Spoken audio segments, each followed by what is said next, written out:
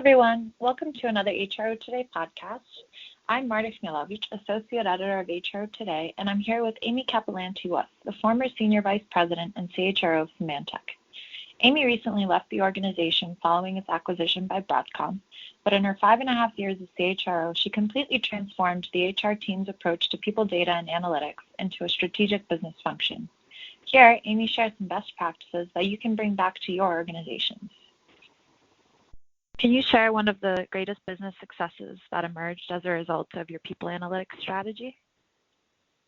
Well, I would say probably one of the successes was the example that I shared related to how do you think about sales leaders and sales employees and their retention, and how do you make certain you're keeping the right folks who have real performance. So I'd say that was a real business case.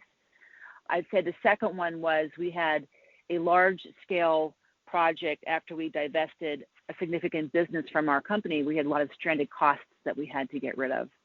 And so we said we had to cut a fair amount of operating expense out of the business. And so what has been happening in the past at some companies is just do a 10% cut across the board. That's the easiest thing, but it's clearly not the right thing, because you may be cutting things that are critical to the business and you're not thinking about the downstream impacts of just cutting people versus thinking about process and a more data-driven approach.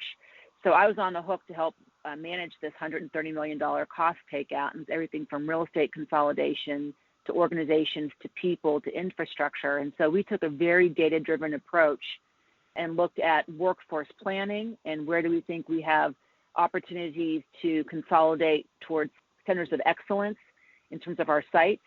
Where do we think we can find the best talent in terms of high cost, medium cost, and low cost? So we realized that we were in a very competitive labor market paying very high salaries where we could get equally capable talent in lower cost locations that we already had a presence in. So we used data to help look at what those costs were and how could we move those costs more effectively into lower cost locations.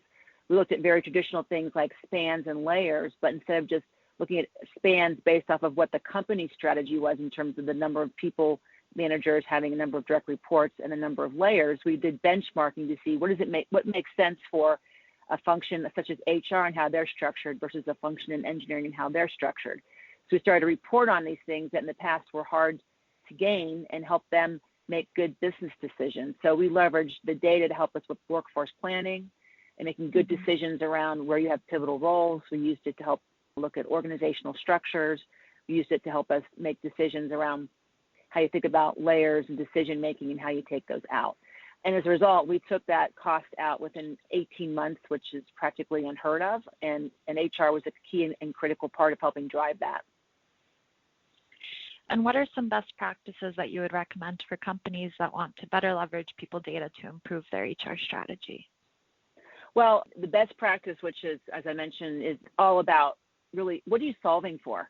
What is this data going to help inform you to perform better in? How's it going to help you drive the business more effectively? Data for data's sake, I think, is a waste of time. So if you're pooling data, you need to make certain you can put intelligence over it, so that's really going to have something that's going to change the weather versus just report the weather.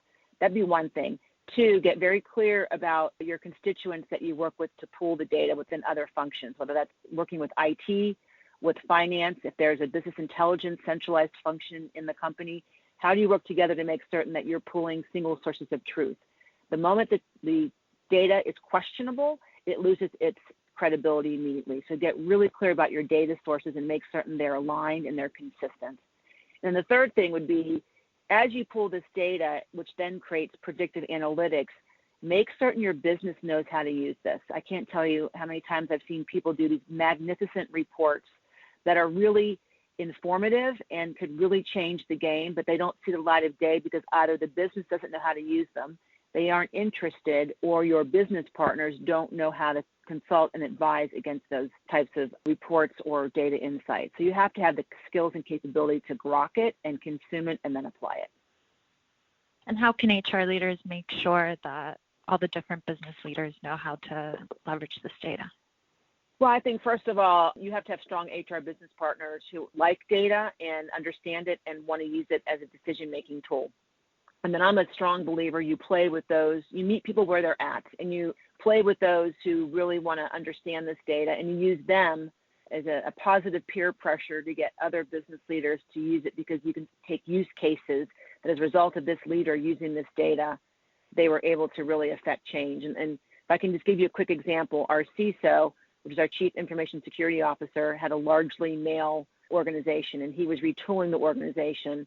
And these are people who run network operating centers. They are analysts that look at irregularities in our network, and they help our customers make certain that they protect them from breaches. But this is largely an internal group, making certain that we're secure as a company in our data. And so he made it a focus based off of the numbers he had, and he looked at what are key roles that I could, based off of the available population, go after to help bring more diversity to my organization. So we married our market data with what we knew was market available in the locations he wanted to hire, and we leveraged those particular roles in our TA team to go after and find that kind of talent. And then he worked with his team to make certain that they had the right kind of diverse talent slates and the right diverse talent teams to interview, and he improved his diversity reputation by 60% in 6 months as a result of taking a very data-driven approach. That's a huge win, and we used him as a poster child in the use case to say, if you take the time to understand your workforce composition and where your gaps, you can truly change the game if you use this data and work with HR to help solve your gaps.